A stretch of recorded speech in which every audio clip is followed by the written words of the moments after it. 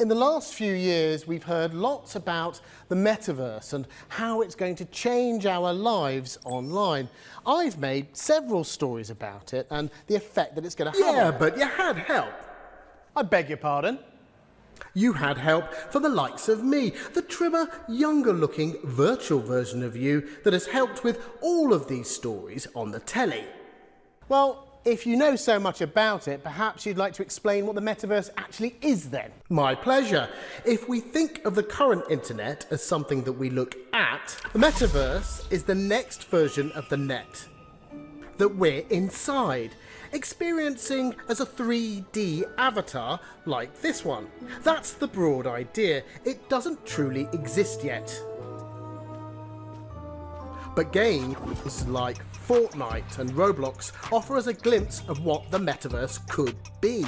Virtual realms which play host to pop concerts, fashion shows and sports. As well as allowing us to play games and mashing up different activities across genres and industries. But why would we want to experience our online lives in this way? What advantages does it offer over the internet as we know it today? To get the answer to that question, we're back in the real world with Craig Donato. He's Chief Business Officer at online platform Roblox. Craig, are we really going to conduct our lives online in this way?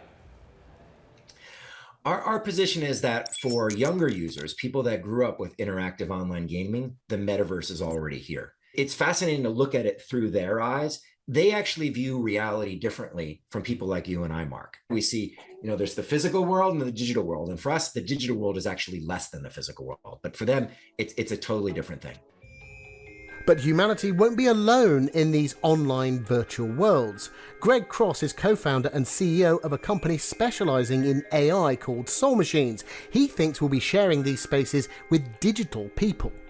If we're going to spend more of our time, even on the internet, transacting and interacting digitally, how do we provide that human connection? And we do that by providing a digital workforce for a whole wide range of industries.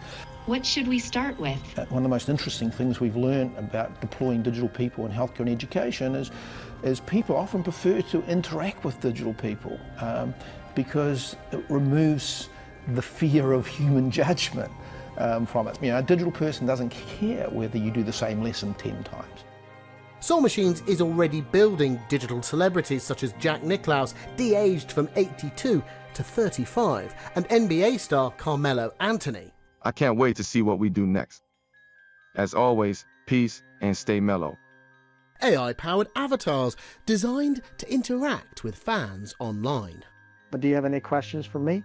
Imagine a world where maybe you're going shopping in the metaverse. You could get served by one of our regular digital people. Hi there. Or it could have a digital version of Marilyn Monroe. So these are some of the things that we imagine in the future. But perhaps it's not digital people that we have to worry about, but the behaviour of real ones. I think it's about writing a whole new rule book basically to this way of interacting.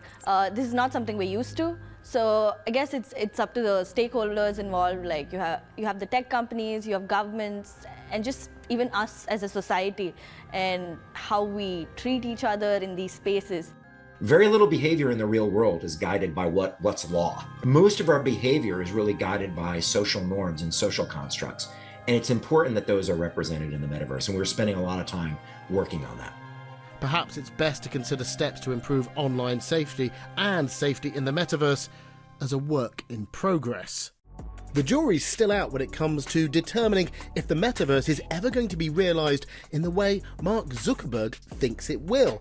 Meta's sunk $15 billion into its reality lab since the start of 2021. Whichever way you cut it, that's a hell of a big bet. So I think that leaves us with plenty to think about and discuss. Back to you now in the real world.